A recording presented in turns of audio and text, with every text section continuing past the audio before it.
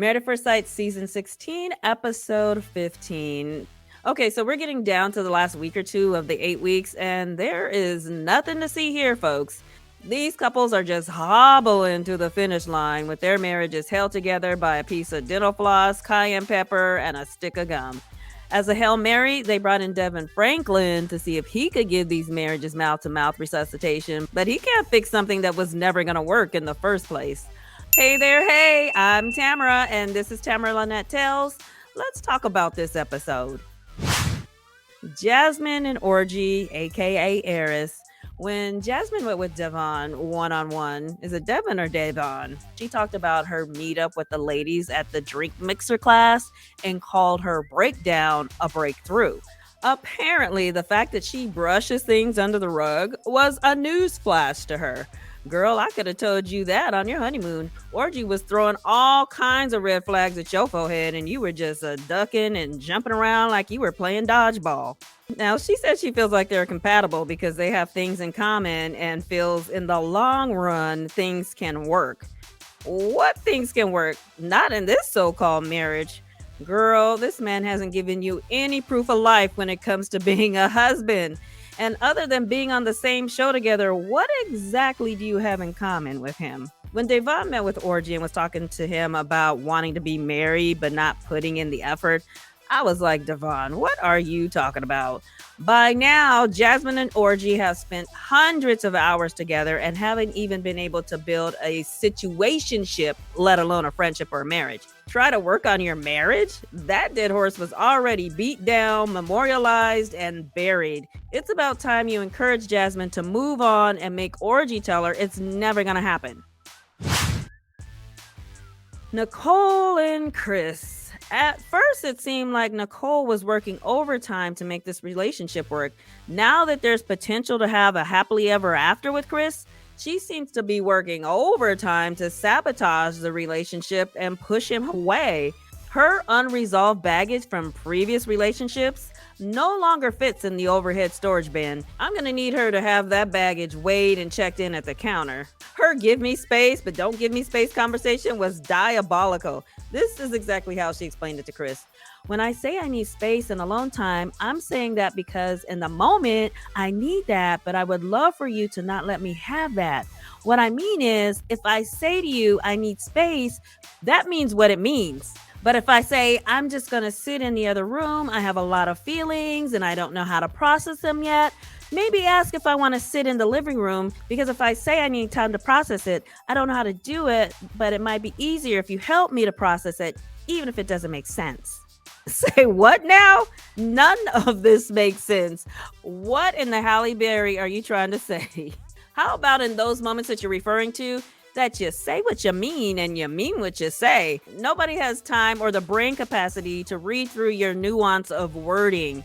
If I use the word space, then let me have space. But if I say it like space, then don't let me have the space. Come and get me and help me work through my process. When she and Kirsten went lingerie shopping, that scene had to be short because it was a truckload of nothingness. But I do have to say that Nicole looked beautiful in her little teddy. It's unfortunate that she can't see that, though. Now, their meeting with Pastor Cal was so frustrating. When Nicole said she was struggling with the fact that he didn't pick me, he was chosen for me. I'm like, this girl is working overtime to find ways to poke holes in her little relationship. She wears her low self-esteem like lipstick, just reapplying it throughout the day after each meal. And it's unfortunate that she's so used to being treated like crap in a relationship that she's this uncomfortable when someone treats her decent. When Pastor Cal asked Chris if he loved Nicole, that was a risky question to ask, but I suspect that producers already knew the answer based on conversations they had with Chris, so then they told Pastor Cal. But I don't think it was good for Pastor Cal to ask him that question. Nicole is already sitting over there struggling with self-esteem. Let Chris come to her on his own, unprompted by outside forces, and profess his love to her organically. But she seemed happy with his answer. I just hope she doesn't overthink it later and question it, thinking he felt pressured by Pastor Cal to say he loved her when he really didn't. Kirsten and Shaq's relationship took a turn somewhere from one hot mess to a different hot mess. Shaq spent this entire episode pouting over Kirsten not going to his event. He's whining like a kid whose mama didn't go to see his third grade class rendition of Hansel and Gretel, where he played the role of the palm tree. Like, dude, come on now, pick up your bottom lip off the floor before somebody trips over it and bumps their head. Kirsten talking to Shaq's mom didn't seem helpful at all. It was obvious that Shaq had already gotten to her and complained up a storm, so now his mama was fussing at her. Show my baby support. He needs support. I'm like, this is a whole grown man. Why all of a sudden, now that he's married, does he need someone to hold his hand to go to work? On Afterparty, Keisha told Shaq that last week, Kirsten told her that she felt like she had to invite herself to go and that he didn't really make plans for her to go. Shaq said that he can agree with that. It was a miscommunication on his part. Oh, and by the way, the event that she missed was a football game. The way he's carrying on, you would think he was up for an Oscar at the Academy Awards. But if he's saying the miscommunication was on his part, why are he and his mama coming down so hard on Kirsten? I know she canceled on him, but it sounds like Shaq never invited her to go, was tripping when she offered to go, and was messy with his travel plans. Quiet as it's kept, I probably would have backed out too. I'm not trying to fly somewhere where I don't feel wanted, especially if he's trying to fly me on Spirit Airlines. That's a hard pass for me. When they met with Devin and he asked Shaq if he felt supported in a marriage, and he said at certain times, I felt like that was a legit answer. It's 1,000% possible to feel like someone is supportive in one area, but then drops the ball in another area.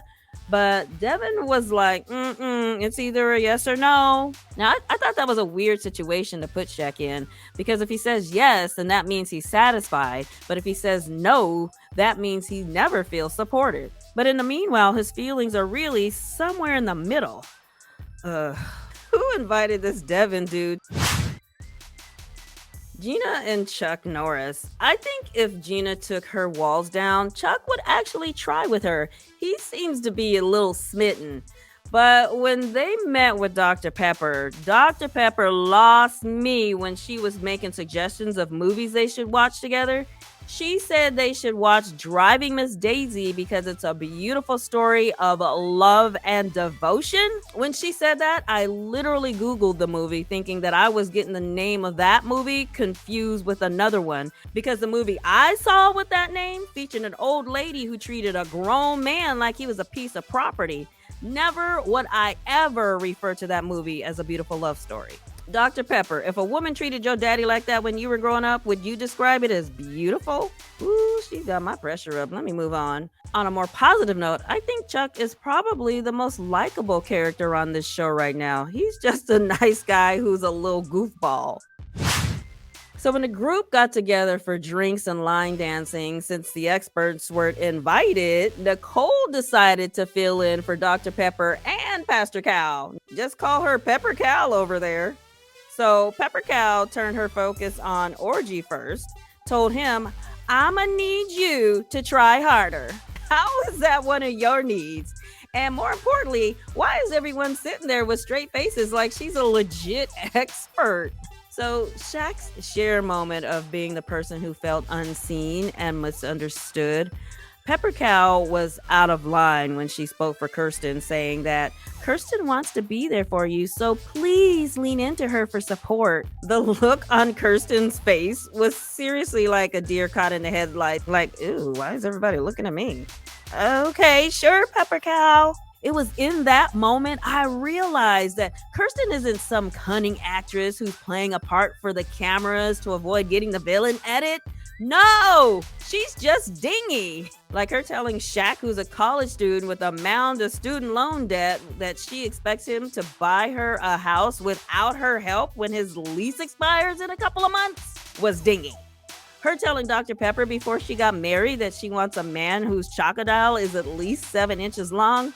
What's dingy? Most of the moves she's made in this marriage have been on the dingy side.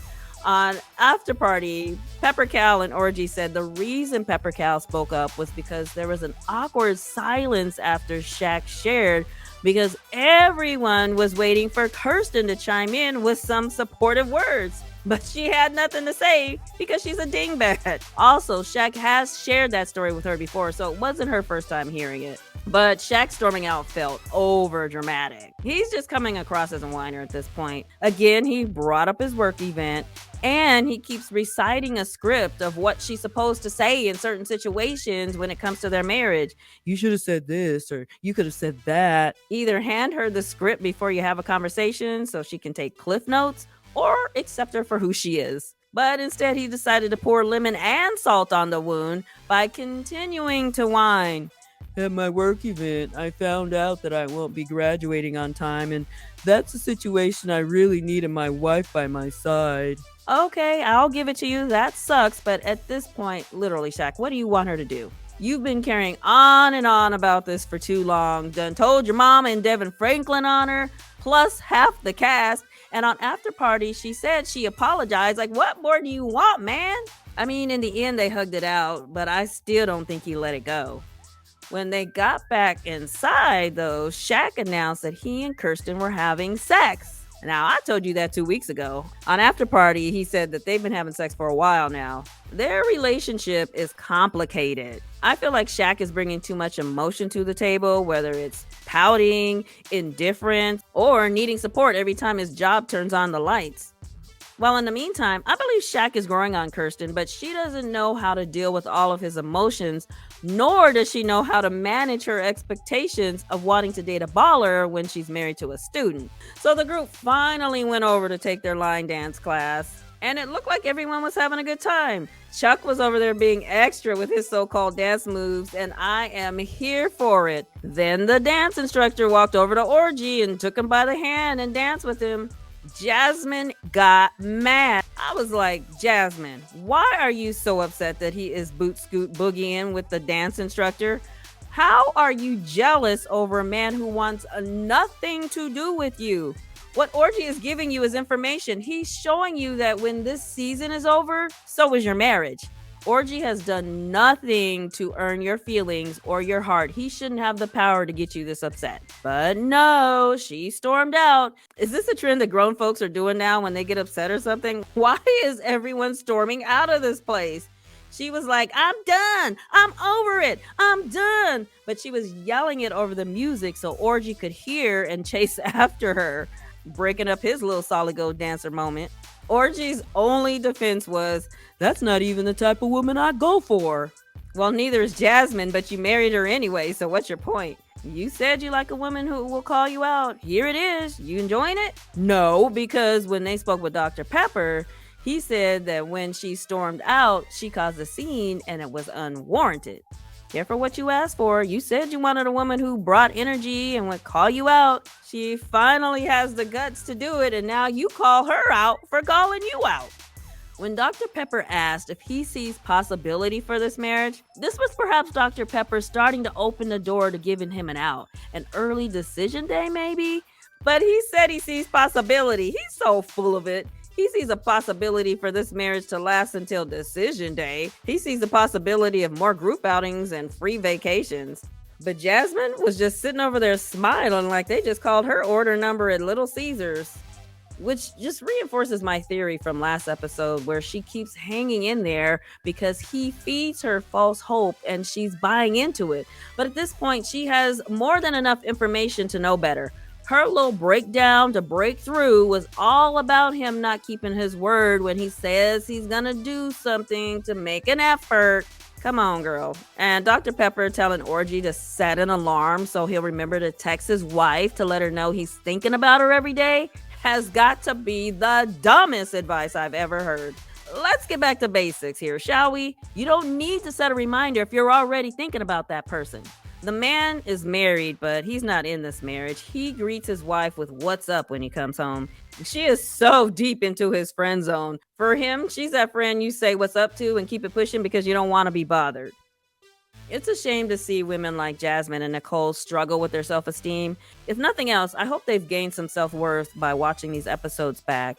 Jasmine, in particular, serves as a cautionary tale of what can happen to someone who doesn't truly see their value. She's simply settling for whatever crumbs of a relationship Orgy is willing to give her, when in all actuality, she deserves so much more. Whew, wow, I'm surprised I was able to carry on this long about this sleepy episode. I'm trying to pull myself together over here so I can talk about other shows. Or what I really enjoy doing is researching story ideas I have about TV shows in general. But I keep adding things to my plate and running out of time and energy. And my bestie and I are researching a new entrepreneurial venture that I'm really excited about, and I will tell you about it later. Maybe I'll film that journey and take y'all along for the ride. We'll see. In the meantime, thank you for hanging out with me, and I'll see you in my next video.